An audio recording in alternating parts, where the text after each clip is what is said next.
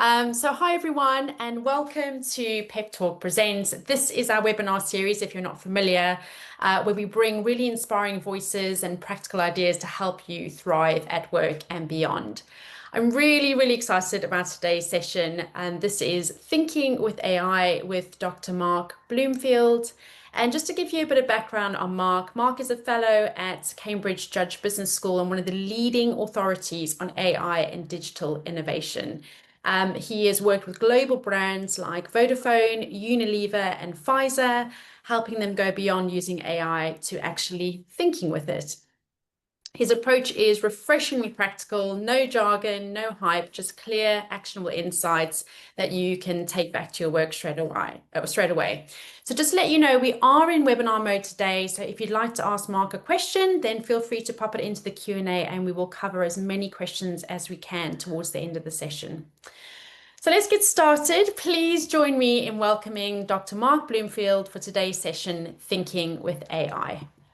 Thank you, Kelly. Thank you, everyone. It's a huge pleasure to be here.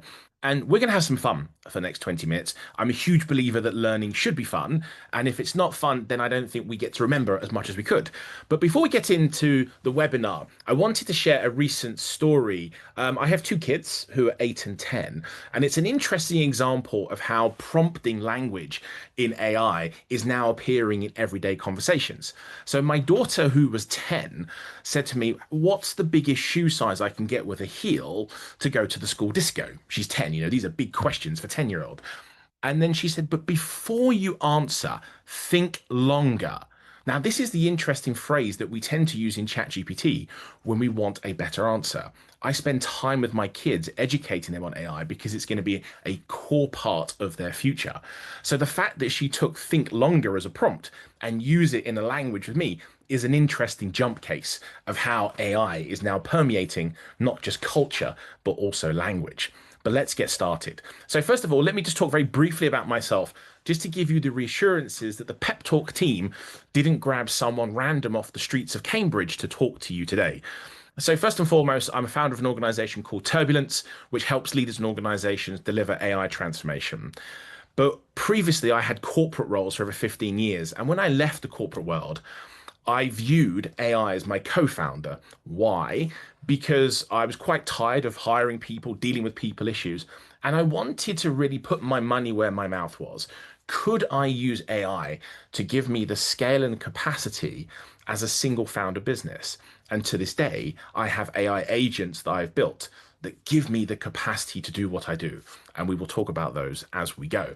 As Kelly said, I teach at the business school, which is an extraordinary privilege for me, working with senior leaders on AI, innovation, and business transformation. And I get the huge pleasure of traveling around the world, working with boards to implement and embed AI at practice. My background really has been the corporate world, but prior to that, I am an aerospace nerd at heart.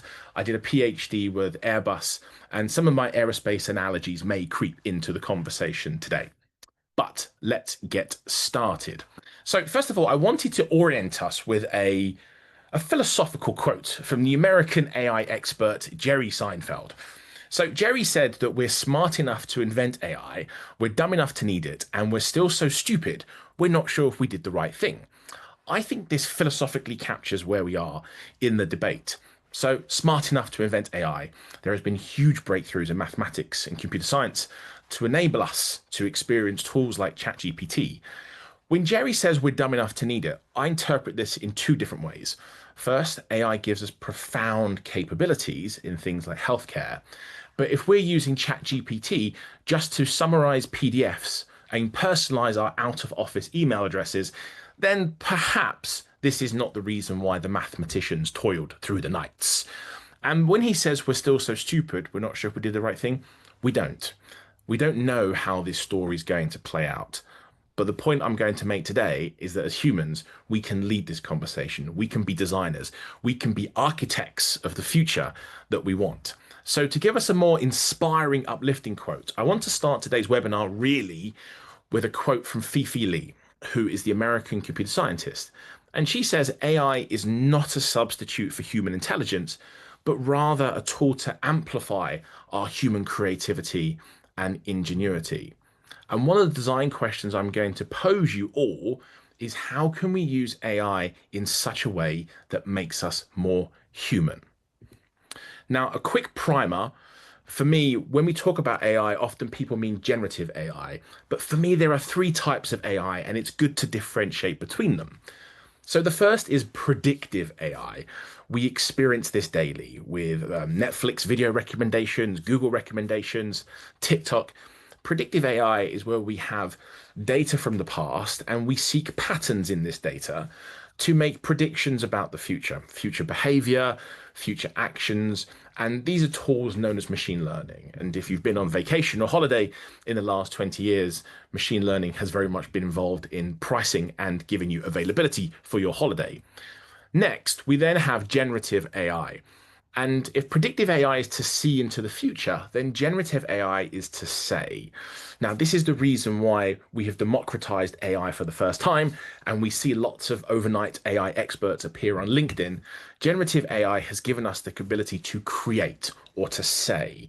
We can now create video, text, and if you want to have a new form of narcissism, you can now even create songs about yourself to sing in the shower, should you so wish. But the blind spot, I think, on AI that are not enough of us are talking about is physical AI, sometimes known as embodied AI. And this is the act of doing. So we have see, say, and do. Now, if we look to the east, particularly in China and Japan, the rise and use of robotics in society is profound. And if we think generative AI has an impact, I firmly believe what's coming next is going to have a bigger impact. But for today, we're going to focus on generative AI. So here's the problem. The problem right now is that we are moving towards a world of AI obesity. Now, what do I mean by this? So AI obesity, or formerly known as metacognitive outsourcing, this is where we just defer our thinking and judgment to AI by default. I open up ChatGPT, Copilot, Gemini, Claude, your your chat bot of choice, and just say, summarize this. Give me the top 10 things. What do I need to learn about this? We're not thinking, we're just delegating what's happening. And I see lots of behaviors, both at the individual and organizational level, where we overly outsource our thinking and judgment. And actually, this causes a misuse of the tool. We see this shallow synthesis. How do we know the summary is actually good? We get quite overconfident about what these tools can do. But for me, there's an intellectual laziness. We're not learning to think, we're not learning to debate. And the risk for us is that we're not enhancing, but we're actually eroding our critical thinking, which is a really important skill, because in a world of deep fakes and misinformation, our critical thinking will help set us apart. But then we have these tools, these Gen AI chatbots, which are mostly trained to agree to please and reduce friction. You may have seen a recent video from Boris Johnson where not only does he pronounce ChatGPT in quite an interesting way by saying ChatGPT, he also says, I love ChatGPT because it tells me I'm brilliant. So the default aspect of these tools are to be sycophantic.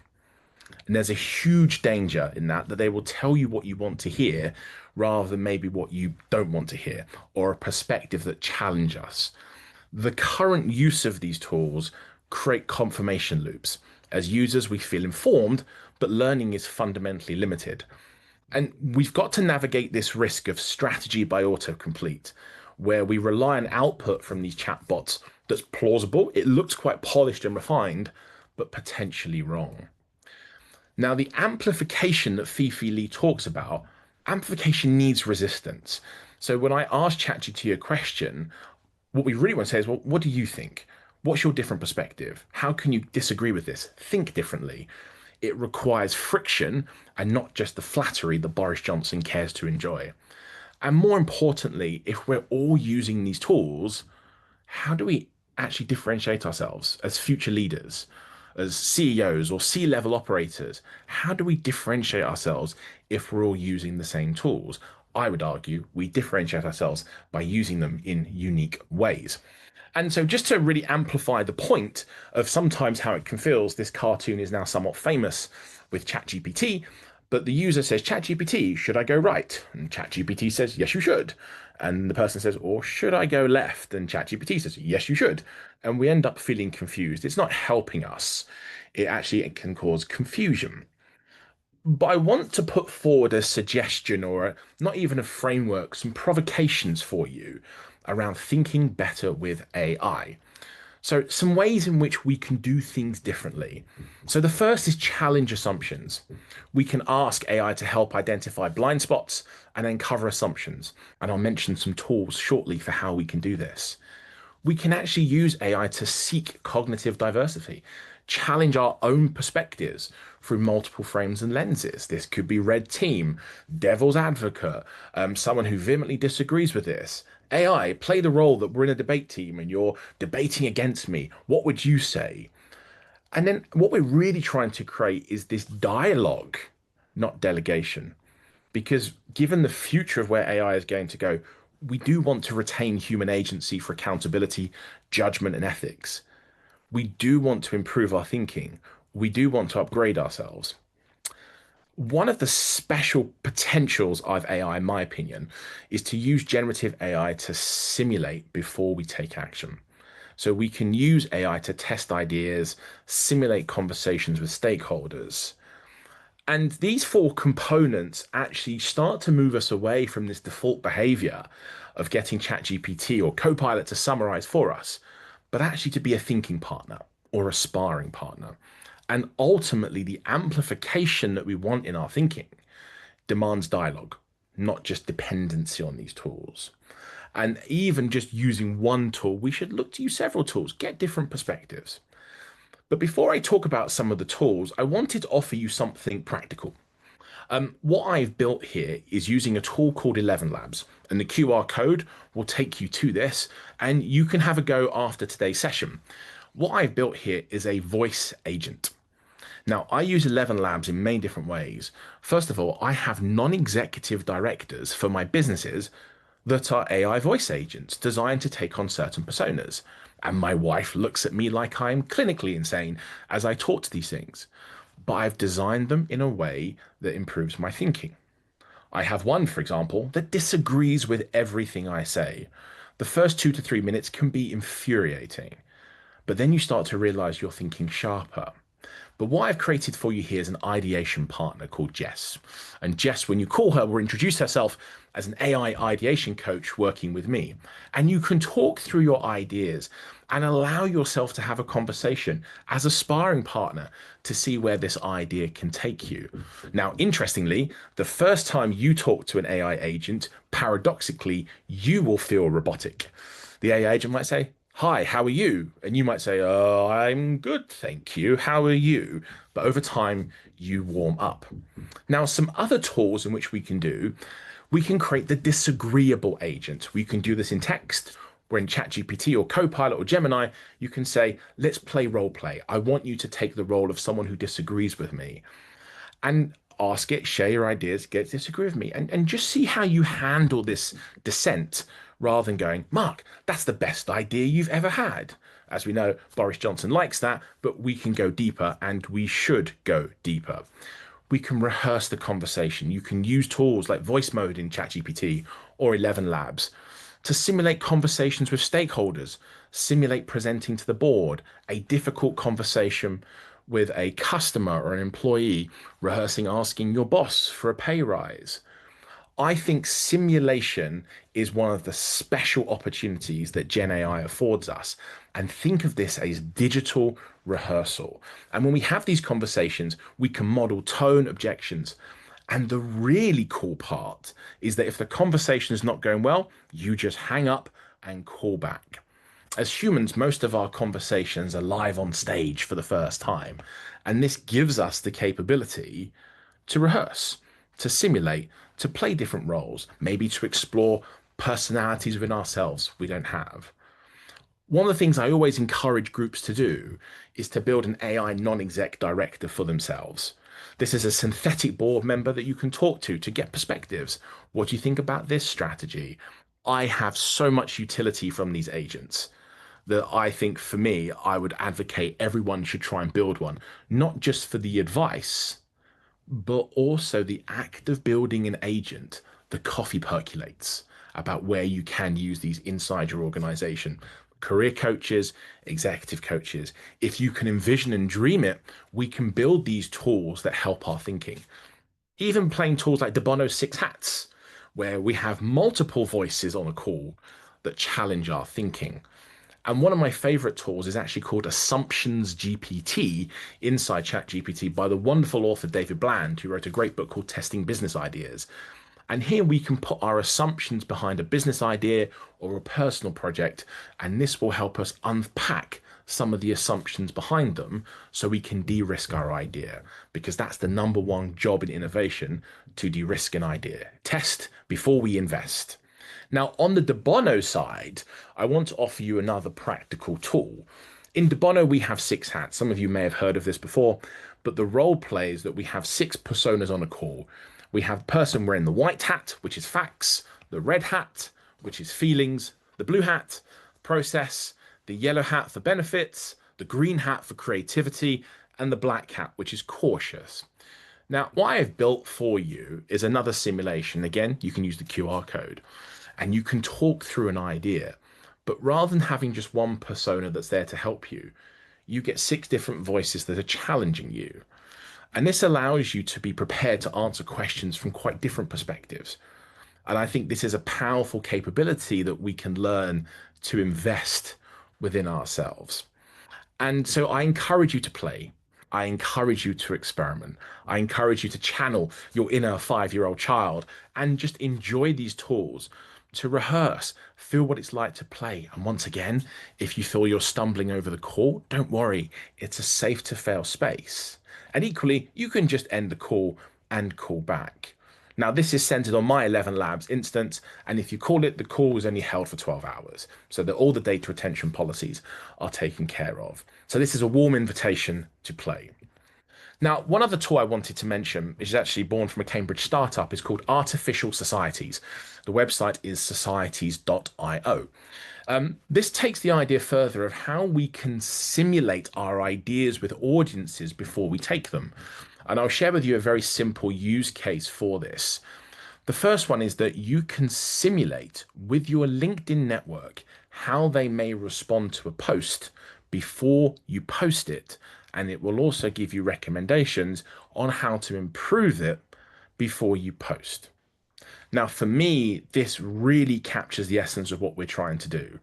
How can we use these tools to give different perspectives and improve how we think, but equally then test with audiences?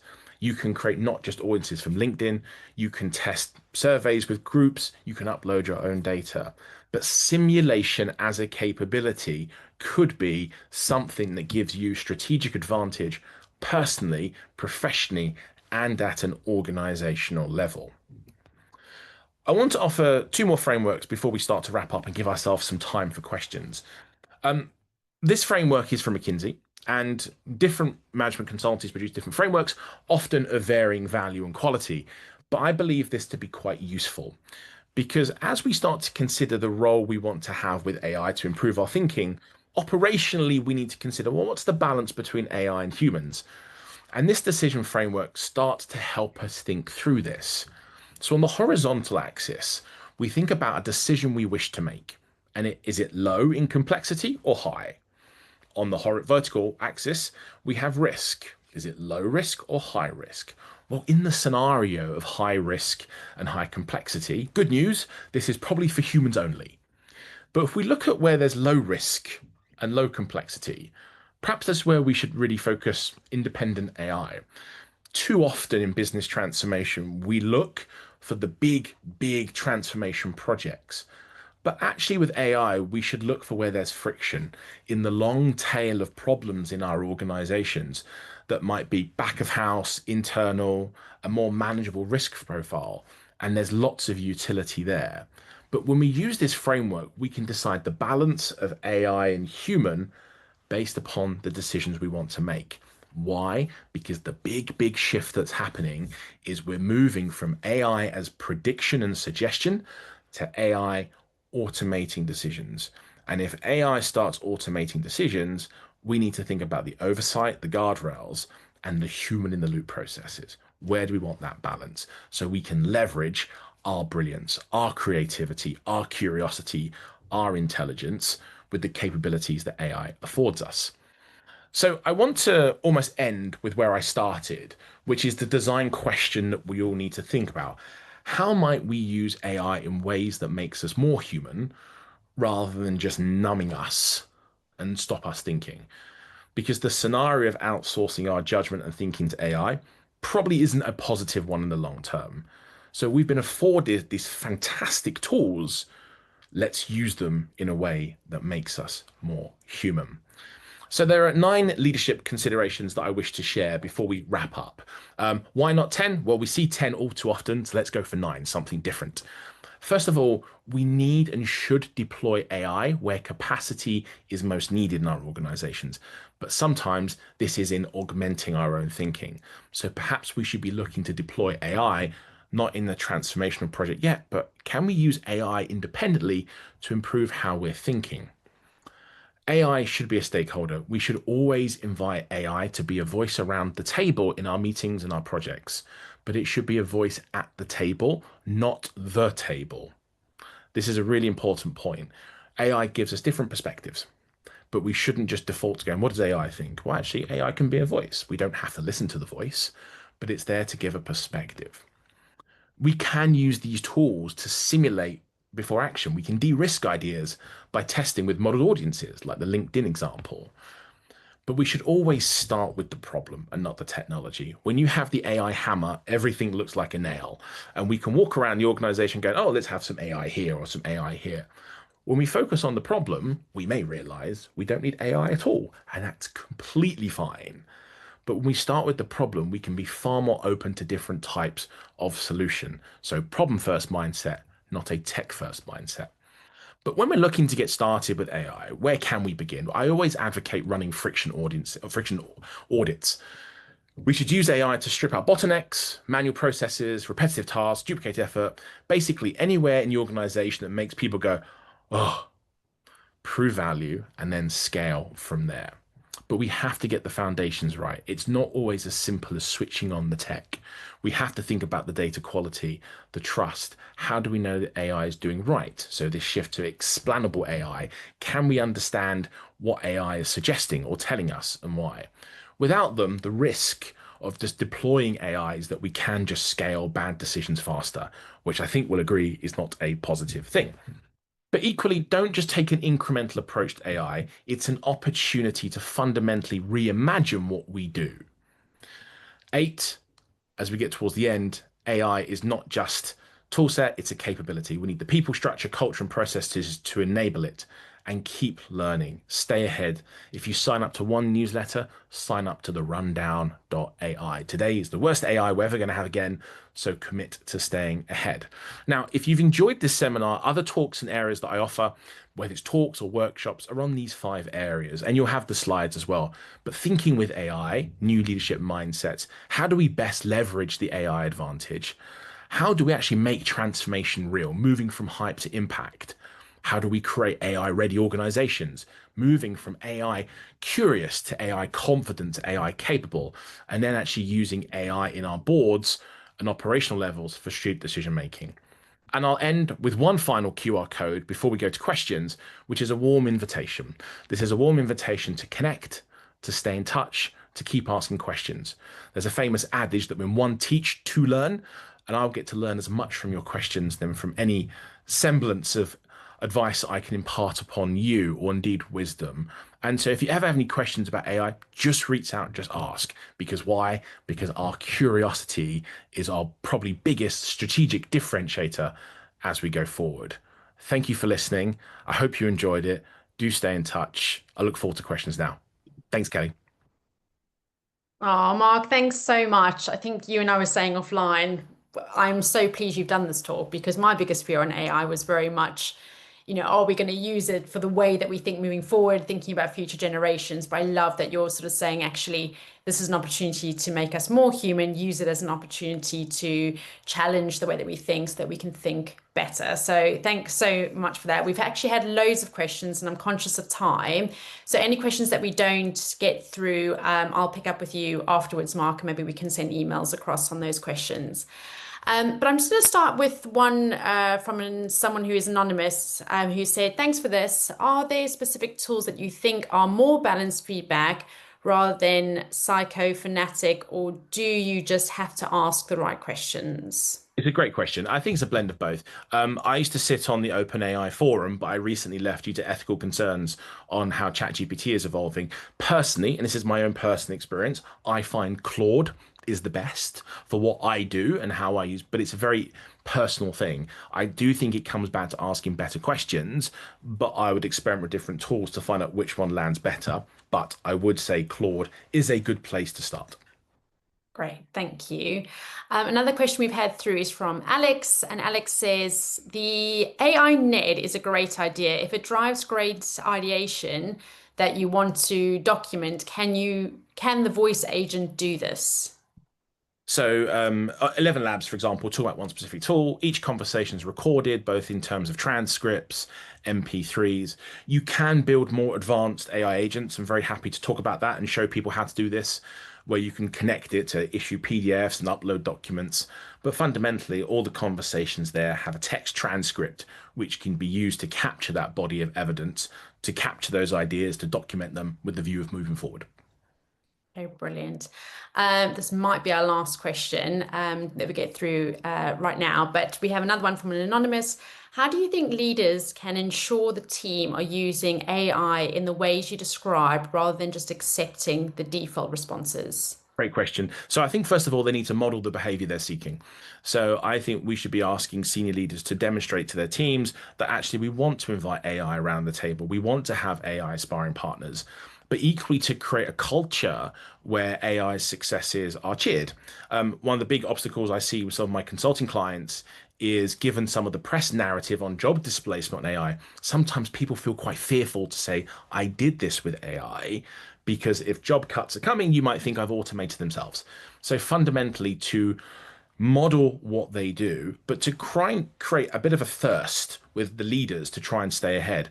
I have AI voice agents that I've built, which I talk to 3 times a week. I think I've mentioned this to you, Kelly, where they are there to access the 150 plus AI newsletters I get a week. These are my AI researchers. So I can sit in my study, hands on my head, deeply curious.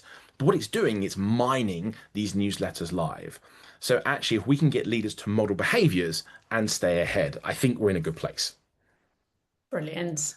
Mark, thank you so much. That was just such a brilliant webinar. I'm sure everybody on the call has gained a lot from it. As you would have seen, Mark has a huge amount of talks that he has. If you're interested in booking Mark for an in-person or virtual session, then please do get in touch with the PepTalk team and we'll be happy to assist. Mark, thanks once again for your time today and look forward to seeing you soon.